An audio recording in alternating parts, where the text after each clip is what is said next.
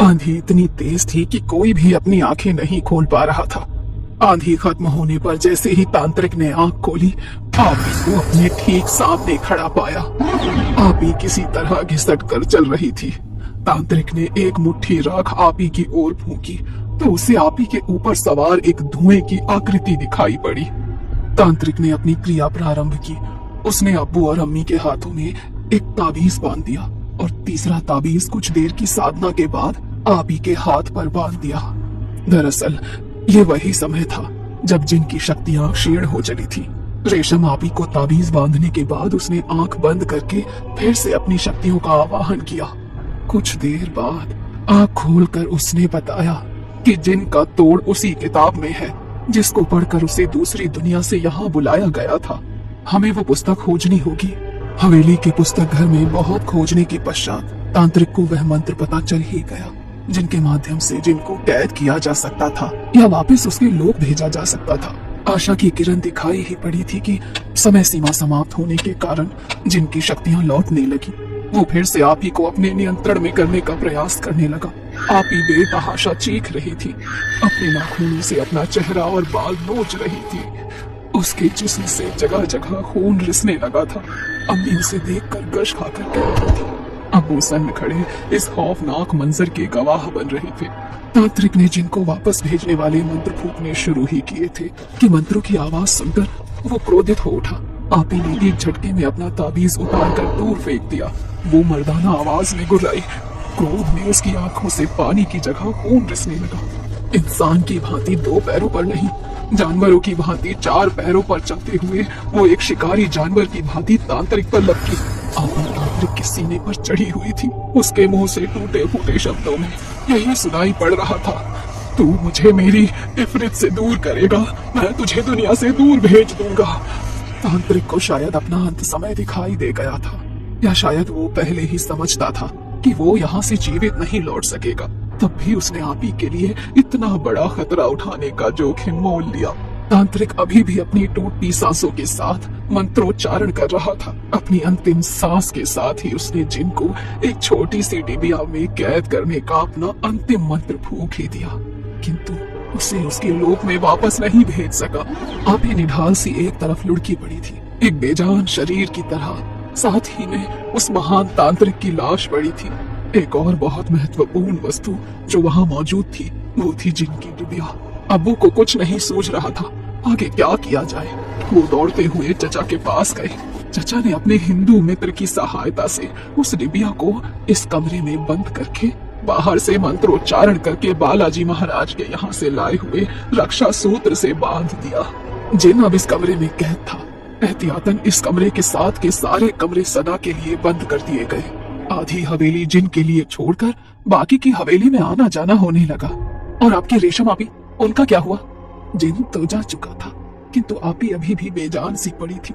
उसका शरीर बेहद कमजोर या कहिए एकदम खोखला हो चुका था। अभी तक शैतानी ताकत के प्रभाव से वो चल फिर रही थी, किंतु अब तो वो बिस्तर से हिल तक नहीं पाती थी। उसके शरीर पर लगे जख्म समय के साथ और ही बढ़ते जा रहे थे। साथ ही शैतानी जिन का अंश उनकी कोख में होने से उनकी ताकत क्षीण हो चली थी।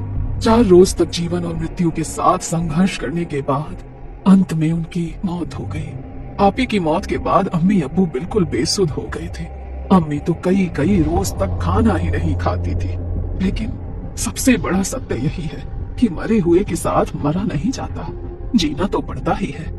इसीलिए अपनी इकलौती संतान को खोकर भी बाकी बची जिंदगी को काटने के लिए अम्मी अब्बू के पास की बस्ती में एक छोटा सा मकान ले लिया और हवेली से सदा के लिए पलायन कर दिया।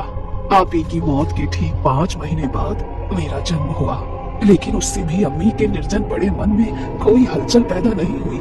मेरा सारा बचपन यूं ही उपेक्षित सा बीता। जिन चला तो गया था हमारी जिंदगी से, लेकिन एक अजीब सी मनहूसियत सदा मेरे परिवार का पीछा करती रही।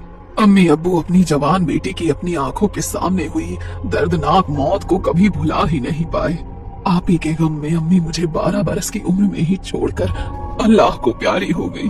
अब्बू भी चुपकी चादर लपेटे बस अपने दिन काट रहे थे। हमारे परिवार की खुशियां तबाह हो चुकी थी। 17 बरस में मेरा निकाह हुआ तो लगा अब जीवन में कुछ रंग भर जाएंगे, किंतु यहाँ भी बदकिस्मती से मेरा पीछा नहीं छोड़ा। निकाह के कुछ दिन बाद ही मेरे शौहर का इंतकाल हुआ और मैं वापस अब्बू के पास आ गई। अब्बू ने कभी नेह भरे दो शब्द भी नहीं बोले थे मुझसे। उनके भीतर कहीं गहरे में ये बात समाई थी कि मेरा जन्म उस जिन के प्रलोभन का प्रतिफल है। समय बीतता गया और ऐसे ही नीरस जीवन बिताते अब्बू भी अल्लाह को प्यारे हो गए। अब बस मैं ही अकेली अपने जीवन के अंतिम दिन गिन रही हूँ। लेकिन मुझे एक बात समझ में नहीं आ रही है कि वो जिन कमरे से बाहर कैसे निकला। अम्मा ने अपने भीगते कोरों को आंचल से पोंछते हुए कहा, हो सकता है उन मंत्रों का प्रभाव खत्म हो गया हो और जिन अपनी डिबिया से निकलकर दरवाजे के खुलने की प्रतीक्षा कर रहा हो। विनी ने भूलवश दरवाजा खोला हो और जिन ने उस पर अपना असर दिखा दिया हो। रेशम की कहानी सुनने के बाद माँ बहुत बेचैन सी नजर आ रही थी। रह रहकर उनकी आंखों से आंसू गिरने लगते, किंतु आज वो अपनी ममता में ना बहकर विवेक से काम लेना चाहती थी। अम्मा, अब आप ही सुझाव दें। अम्मा, मेरे बच्चे भी उस शैतान का अंश अपनी कोख में लिए हुए हैं और शायद उसे अंदाजा हो गया है कि हम कुछ न कुछ कदम उठाने वाले हैं। अपने कमरे से बाहर निकल आए। अम्मा ने मंत्र पढ़ते हुए हाथ सोने के सर पर रख लिया, क्योंकि इस समय वही जिन का अगला शिकार थे। विनी घसीटती हुई हॉल में दाखिल हुए। अम्मा को लगा मानो उसकी रेशम आप ही घसीटते चली आ रही है। अगले पल हम क्या देखने वाले थे हमें कोई अंदाजा नहीं था, और शायद अंदाजा इस बात का भी नहीं था कि एक बार अपने रेशम में फ्रीद को खोने और बरसों कैद में रहने के बाद जिन कहीं गुना खूंखार और खतरनाक हो चुका था। वो किसी भी कीमत पर विनी के शरीर को छोड़ना नहीं चाहता था। विनी अम्मा को देखकर मुस्कुराई। इतनी भयानक हंसी कि देखकर मेरे भीतर डर की लहर सी दौड़ गई। बढ़िया, वो फिर से दोहरी आवाज में गुर्राई, चले जाओ यहाँ से। अम्मा अभी भी मंत्र फुसफुसा रही थी। विनी ने जोरदार फूंक अम्मा की ओर मारी। अम्मा की गर्दन एक और लटक गई। डर से हमारी चीख निकल गई। आज ही तुम सबका काम तमाम करूंगा। इस बार मेरी नफरत मुझसे दूर नहीं जा सकेगी। अचानक विनी के मुंह से एक जिन्न की भयानक आवाज सुनाई दी। जिन्न की शक्ति शुरू होने का समय हो गया। विनी धीरे धीरे शांत होने लगी। अचानक ही वो फिर से उठ बैठी और एक अलग ही आवाज में बात करने लगी। वो विनी को मेरे जैसा बनाना चाहता है। मैं रेशम हूँ, आज तक इस हवेली में भटक रही हूँ, मुझे मुक्ति नहीं मिली। विनी में उसे मेरा चेहरा दिखता है, इसीलिए उसने विनी के दिमाग को अपने बस में करके मेरे जैसा बना दिया है। ये बहुत शक्तिशाली जिन है, तुम सबको मार डालेगा। किसी भी हाल में ये अपना बच्चा इस बार लेकर रहेगा, लेकिन यदि इसका बच्चा दुनिया में आया तो इस जिन को यहाँ से कभी वापस नहीं भेज पाएंगे। ये दुनिया जिनों की नहीं है, इसमें जिनों को मत आने देना। ये अपने साथ भयंकर तबाही लेकर आएगा। मेरी शक्ति इस जिन के आगे शून्य है, इसीलिए मैं चाहकर भी कोई मदद नहीं कर सकती। लेकिन उस किताब का पता बता सकती हूँ जिसमें इसे यहाँ से वापस भेजने के लिए मंत्र लिखे हुए हैं। अचानक एक तेज आंधी चली, उसके सामने गिर पड़ी। एक के बाद एक किताब के पन्ने पलटने लगे और एक जगह आकर रुक गए। सबसे पहले कागज पर इस मंत्र को लिखकर उसे पानी में घोल देना है।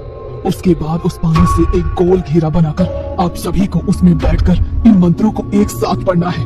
वो जिन है, उसकी ताकत को कम मत समझना।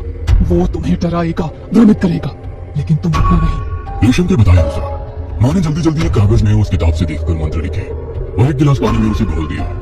लेकिन ये सब मंत्र तो अरबी में लिखे हुए हैं, हम उसे नहीं पढ़ सकते। इन्हें अरबी में ही पढ़ना है। मैं उनका उच्चारण यहाँ लिख देती हूँ। जल्दी करो, जिन के लौटने का समय हो रहा है। जिन से अपनी बहन को बचाने का एक आखिरी उपाय मुझे मिल गया था। रेशम के बताए अनुसार हमने सारी तैयारियां कर ली थी। माँ ने गिलास के पानी में घेरा बनाया और हम सबने एक साथ मंत्र पढ़ना शुरू कर दिया। हम टूटी फूटी जुबान में उस मंत्र को पढ़ रहे थे। मंत्रों की आवाज सुनकर विनी दौड़ती हुई अपने कमरे से बाहर आई। वो अपने कानों पर हाथ रखकर पूरी ताकत से चिल्ला रही थी। कुछ ही पलों में उसके कानों से खून बहने लगा था। आज पहली बार हमने अपनी खुली आंखों से उस भयानक शक्ल वाली जिन को अपने सामने पाया। विनी दर्द से बिलबिला रही थी। हाथ जोड़कर हमसे उन मंत्रों को बंद करने की विनती कर रही थी। जिन की डरावनी आवाज कमरे में गूंजने लगी। मैं अकेले यहाँ से नहीं जाऊंगा। अगर तुमने ये विधि बंद नहीं की तो इसे अभी टुकड़े टुकड़े कर दूंगा मैं। विनी के हाथ उल्टी दिशा में बढ़ने लगे। दर्द से उसकी आंखें पलट रही थी। माँ उसकी हालत देखकर बेसुध हो रही थी। माँ, वो यही चाहता है कि हम ये मंत्र बंद कर दें। उसकी तरफ मत देखो, अपनी जगह से हिलना मत। विनी बुरी तरह चीख चीख कर रो रही थी। ऐसा लगता था कोई उसके जिस्म को अंदर ही अंदर नोच कर खा रहा हो। कभी वो अपना सर दीवारों पे मारती तो कभी अपने बालों को खींचती। उसकी एक एक चीख हमारी आंख में खून के आंसू रो रही थी। लेकिन रेशम के बताए अनुसार बिना डरे हमने पूरे 108 बार उन मंत्रों को पढ़ा। अंत में एक जोरदार चीख के साथ विनी उछलकर दूर गिर पड़ी। ऐसा लगा जैसे उसके शरीर को बिजली का झटका लग गया हो। अगले पल सब कुछ शांत हो गया था। शायद जिन अपने लोक में वापस चला गया था। विनी की हालत बहुत खराब थी। उसके शरीर के लगभग हर हिस्से से खून बह रहा था। हम उसे लेकर अस्पताल भागे। महीनों के इलाज के बाद अंत में मेरी बहन स्वस्थ हो गई। उसके पेट में पल रहा वो शैतानी बच्चा भी शैतान के जाते ही अपने आप गायब हो गया। विनी का शरीर तो स्वस्थ हो गया था, लेकिन इस सब का उसके दिमाग पर इतना गहरा असर हुआ कि मेरी बहन कभी सामान्य जीवन नहीं जी सकी। उसने अपनी बाकी की सारी जिंदगी एक जिंदा लाश बनकर ही गुजारी। उस हवेली ने हमें इतने गहरे जख्म दिए जिसे हम कभी भुला नहीं सके। इस घटना को बीते परसों बीत गए थे। एक रोज मैं खाने के लिए विनी को बुलाने उसके कमरे में गया। विनी, आओ खाना खा लो। विनी, मैं विनी को पुकारते हुए विनी के कमरे में गया तो देखा उसका कमरा खाली पड़ा हुआ है। अरे कहाँ चले गए इतनी रात को? छत पर जाकर देखता हूँ। विनी को ढूंढते हुए जब मैं छत पर पहुंचा तो मैंने देखा विनी ने फिर से अपना सर दुपट्टे से ढका हुआ है और वो एक तरफ देखकर मुस्कुरा रही है। यह दृश्य देखकर मेरे बदन में झुरझुरी सी दौड़ने लगी। मैंने डरते हुए दूसरी ओर देखा तो मुझे एक धुएंनुमा आकृति हवा में तैरती हुई दिखाई दी। अनिष्ट आशंका में एक तेज चीख के साथ मैं जमीन पर गिर पड़ा था और मेरे डर से फटी आंखें बहुत बड़ी अनहोनी की ओर इशारा कर रही थी।